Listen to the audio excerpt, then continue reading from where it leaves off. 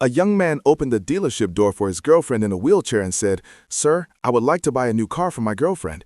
His ex noticed them and smirked, saying, "Why would you even buy a car for a girlfriend who can't walk?"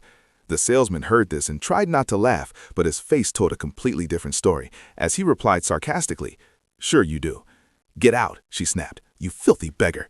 You don't even have money for food, and you think you can buy a car." His ex laughed loudly and added, "Listen to him. I dumped you because of this. Do you remember?" Suddenly, a young woman who had joined the dealership just 2 months ago and who used to be his best friend in school stepped forward.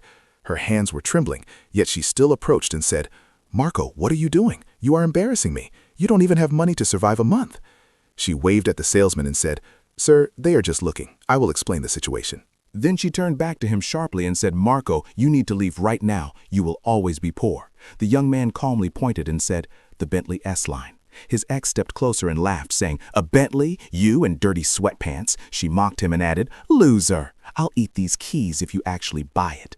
The young man stayed calm and gently put a new high heel on his girlfriend's leg. She scoffed and said, "While you're down there, clean my heels too, and show some respect to wealthy people." A few moments later, the young man noticed an elderly man outside struggling to load big boxes into his car. He went out to help, and the elderly man thanked him quietly. Watching from her wheelchair, his girlfriend smiled proudly. At that moment, the manager came over and said, "Take these beggars out. The CEO is coming." When the young man returned, his ex laughed sarcastically and said, "Ha, you think helping people lets you stay inside?"